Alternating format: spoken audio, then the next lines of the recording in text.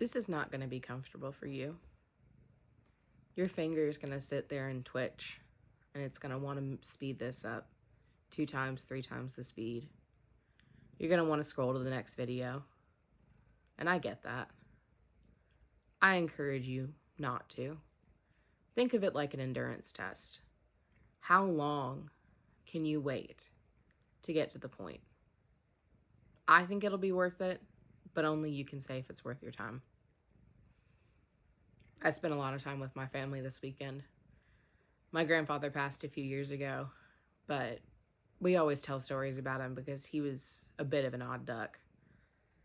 The thing about my grandfather is he was a very religious man, but the thing he loved more than anything else in this world, I truly believe, was numbers.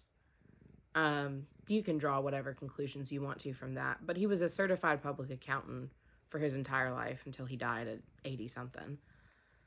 And maybe it was 70-something. Doesn't matter. In that time, he got really good at telling stories. And the stories he would tell were stories that were informed by invoices and spreadsheets and lists of numbers.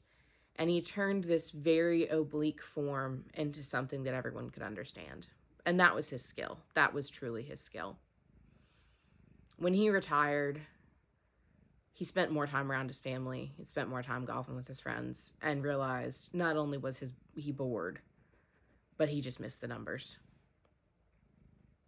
In missing those numbers, he started talking with his lawyer friends and realized that there was a need for a forensic public accountant, someone that could walk into a court of law and take a list of evidence and turn it into a story that a lawyer could use. One of his best friends that really helped him out with this was a guy named Jimmy. I love Jimmy. Jimmy did not have a high tolerance for bullshit. He was a larger Southern man with a deep drawl. If you thought of your stereotypical Southern lawyer, it probably would sound a lot like Jimmy. May not look like him, but it sounded pretty close. And Jimmy and my grandfather worked together a lot. One of my favorite cases of his, he proved money laundering due to the weight of a fried shrimp plate, but that's a story for another time. One day, Jimmy and my grandfather were at lunch with a lawyer from New York.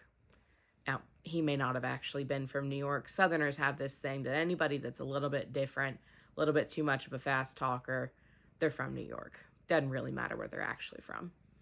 This is a thing that I got called many times in my youth, was a New Yorker. I've since slowed down. But they were at lunch, and Jimmy was trying to explain the ins and outs of this case. The lawyer was somewhat familiar, but no one knew the case as well as Jimmy did. So they would sit down and Jimmy would get started. Well, you see, the client was telling me. Right, so he was telling you that. No. Jimmy would stop and just look at him. No, that wasn't what I was going to say. And he would keep going.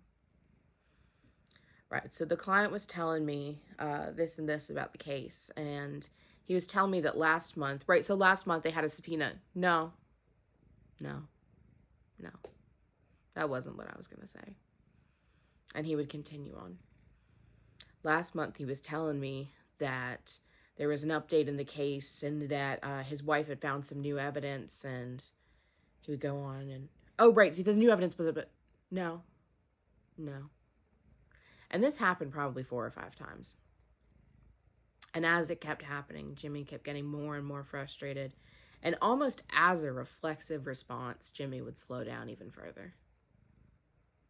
So, anyways, when he was talking to his wife, she told him. And the guy would get so frustrated, he'd interrupt again. Right, she told him about it, and Jimmy stopped. And my grandfather stopped and looked at Jimmy. And it got real quiet. And Jimmy said, "You have interrupted me 5 times now. Not once have you been correct in what I was about to say. I need you to let me finish my sentence, please." And the man, to his credit, let him finish. Jimmy was a slow talker, but he was not wrong. And that's something I think about often with short form video and TikTok and all these sorts of things, is that we've lost the art of sitting and waiting and seeing if the payoff's worth it. So I don't know. Was it worth it? You tell me.